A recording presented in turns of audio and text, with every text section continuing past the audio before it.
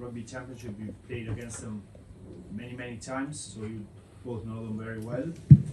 There were 2 losses in the last 3 years. How does that set you up for this game? What have you seen from Argentina? What do you expect from them on Friday? Well, I think the past sets us up beautifully for both teams. You know, we've, as you said, we do know each other, but we don't know each other in terms of a Rugby World Cup. So from that sense, it's at this stage of a tournament, it's new territory for us. And as we've already seen, Rugby World Cups are very different. But all that we've learnt is we've learnt to greatly respect Argentina and for them playing for their country. It clearly means a lot. They're perhaps an underrated team worldwide that has got a really rich history of perhaps overachieving at World Cups and done a fantastic job to get here at the same level we are. So it's going to be a heck of a game. Next question, Ollie at the back there. Ian, the decision to bring Mark back into the starting lineup, is that a reflection of what you've seen from him or what you hadn't seen from Leicester? Oh no, it's just thought that that's the team we think's best for this week. Mark's, he's done his time, and like I said at the time, it's, he'd made a mistake.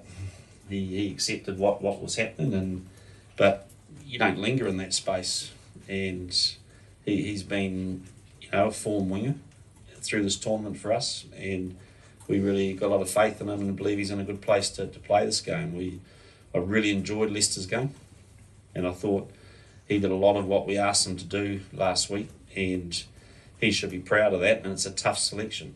But just think it's a chance for us to get Mark back on the park, and I know he's excited.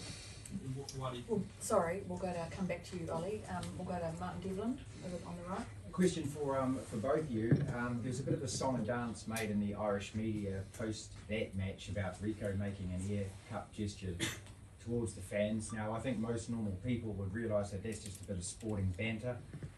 But I wondered whether or not you have any policy about that, both of you, whether or not you think that the players should be doing this, or whether you tell them whether they should or shouldn't be doing this, or whether you think it is just a bit of natural crowd, give it a bit of that, and it's say we can't hear you singing anymore.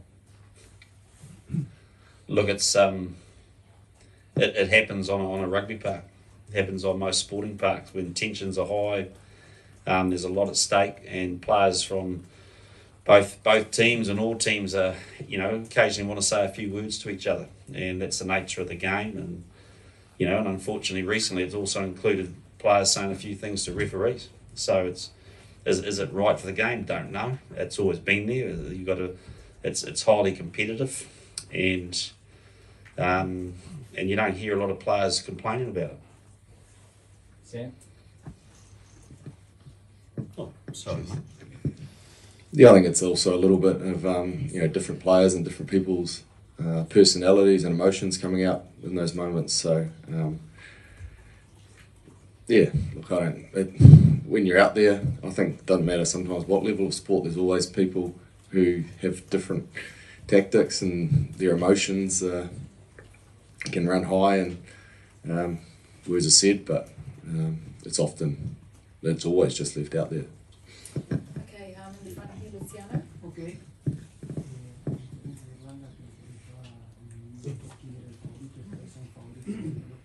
Different to the Irish game when it was uncertain who was the team favorite to win. It's not the same case for Friday. How do you feel going into the game? Knowledge as a team to win, and how do you think ellos o los Pumas and where will los Pumas make it difficult for you guys, captain and coach? Firstly, you've never heard us say we're favourites, so that's your language, if that is indeed your language. We're in a World Cup semi-final. We know that these games are do or die, they're finals, and whoever's got to this stage has done that because they've beat some really good teams and played really well, and that's how we're treating this game. And so we know we're going to have to be we're going to have to improve our performance because the stage gets bigger and bigger at this time of the tournament, and you've got to grow your game, and that's our strong focus. And the fact is that we know that, and we said it before the Irish game, and is that it's the best team on the night that wins it, and we know Argentina has done that to us. So look, we're not buying into anything about favouritism or underdogs or whatever it is. It doesn't make any difference to us. We know we have to perform at our best, and that's the only way we're approaching this game. See? I probably don't really have too much to add to that. Okay, we'll That's go. the first time he's listened to me for a while. Okay, sorry, could you just introduce yourselves? Sure. Gabriel Clark, ITV. One for Sam, please. Sam, you've been through a lot in the last couple of years. What's the quality you pride yourself on that you need first from now on? I'm not sure I understand the question. Sorry. I'm not sure I understand the question fully. In terms of the quality that maybe you want to see in the team and you represent yourself as a player that you need to see now from the team? Yeah, right. Look, I thought we took a massive step up in the weekend. There was a heck of a lot that went into that game. But we're at a crunch time in a tournament now where what we delivered last week may not be good enough this week. So our drive is to prepare as deep as and as well as we did last week so that we can go out and put in a better performance, and that's personally and as a team. So that's been the focus this week, is to whatever we did last week, let's try and do it a little bit better this week. Okay, we'll go over here. In James Cole Sky, I've talked about the World Cups, the teams playing their final earlier than the final. You guys had to go deep against Ireland. How confident are you that that hasn't happened with you guys?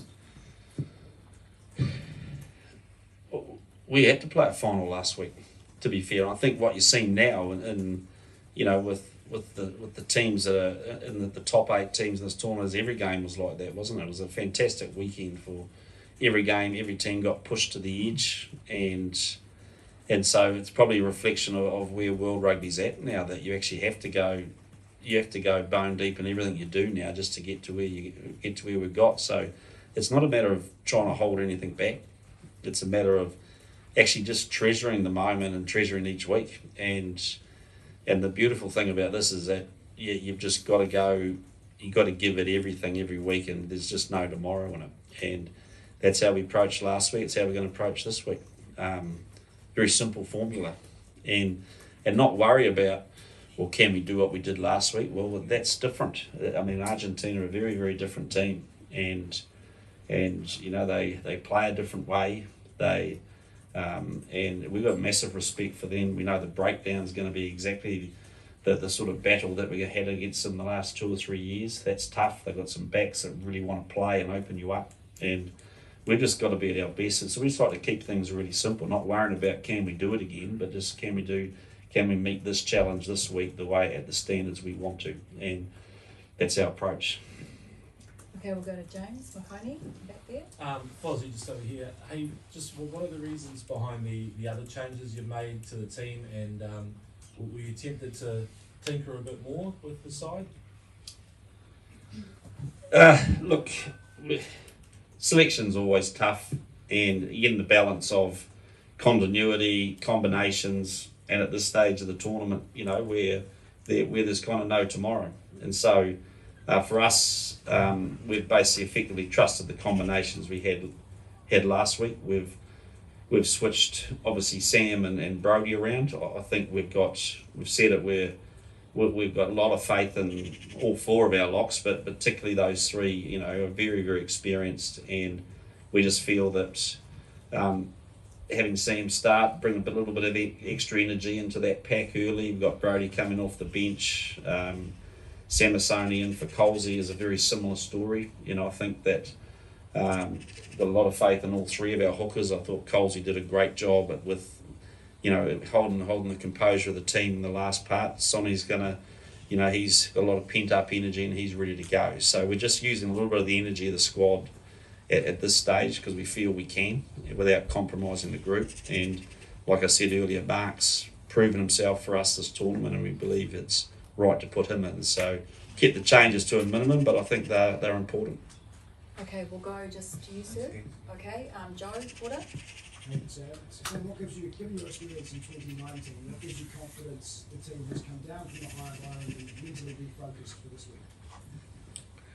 Look, we probably won't know for sure until we get to the game, to be honest. But look, there's plenty of us who have that hurt and some scars from 2019, and I think Colsey spoke to you guys earlier in the week, and we had that chat as a group. Like, there's two very different Mondays we can turn up for next week, and one of them is horrible. So, and some of us have experienced that. So, we know that the game just being on the weekend is no indication of how we're going to play the following week. Like, it's going to come down to the work we put in and the ability for us to turn up mentally right on edge and be better than before. So, we're obviously extremely driven to do that, and we're excited by the challenge. It's you feel we're in a good spot, but we've got to go again. Okay, down the front here. Adnan Mohammed Gallo. Just you guys play Argentina, South Africa, and Australia regularly in the Rugby Championship. There were rugby pundits who said that South Africa, I know you're playing Argentina this week, South Africa play a boring style of rugby. I would just like your thoughts on that, please. About South Africa playing boring type of rugby. So I don't believe that. Okay, Sav, the back there. Andrew Saville. Are we clear with that? I just want to make sure I'm not. Can you just expand on that? Because, what do you think of this style? Look how many points they scored. Well, they're playing brilliant rugby. So, but again, that's another conversation right now. So, like I said, it's without being rude, I'm thinking about Argentina. So. Okay, Sav, back there. Ian, what's the most important thing the guys have to do to recover this week after that game last weekend? Oh, look, recoveries, there's a number of things. You've got to recover physically, and that's always critical at this time of year. It's the mental recovery, so how you switch off and come down from that high. But I think the best way to recover is to refocus really quickly on what the next challenge is, and not to listen too much to any praises you're getting as a group for a performance, not to go down that path, not to get sort of softened because everyone's patting you on the back saying you played well, and it's not a good place to be as a team. And so I love the way the team's just sort of buckled down. We've redefined the challenge for us as a group. We're not satisfied with where we're at now, and when you're clear about your goal for the week, it actually the recovery comes along pretty quickly, because you know that if we're not right on Friday night at Stade de France, then it's going to be a sad old night, and we don't want it to be like that. So we've worked hard.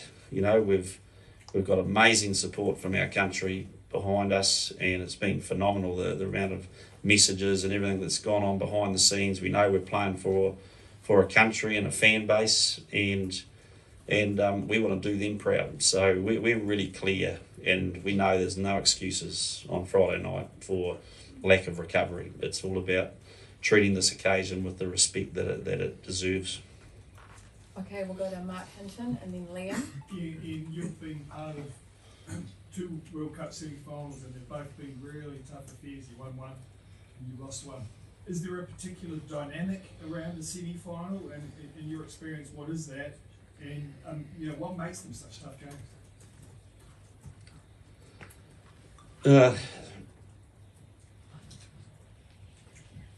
Well, the best dynamic is winning.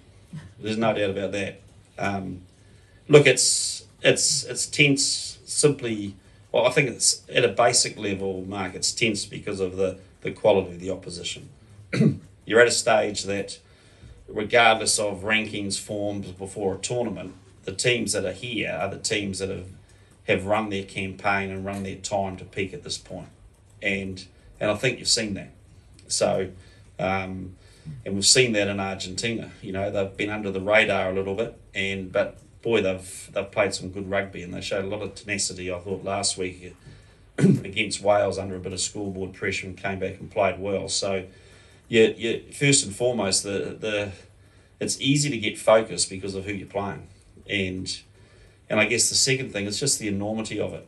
You know, you know that there's a bit at stake. You get people talking to you about tomorrow and trying to take your eyes off today, and it's probably as simple as that. The challenges, and like I said, you know, been to one 2015 where you've basically your opposition probably couldn't be bigger in our eyes, and then in 2019 we probably didn't stop being patted on the back enough after the quarterfinal, hence some of my language today. And we're just trying to redial this back, keep things simple, and let's just worry about Friday.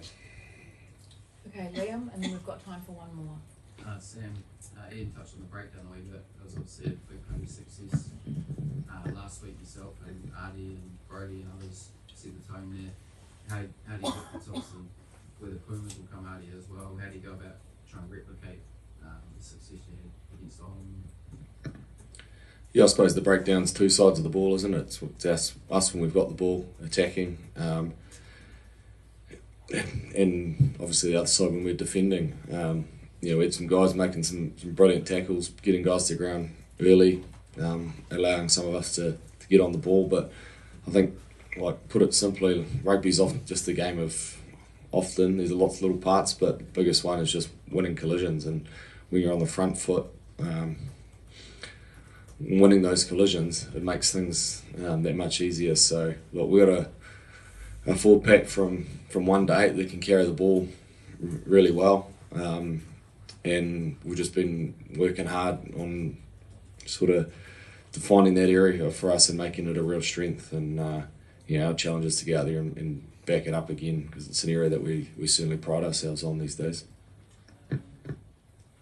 Okay, thanks everyone very much. We've got the players standing by, so Thank you. cheers. Thank you. Thank you both. Appreciate that. Thank you both. Cheers. Thanks, mate.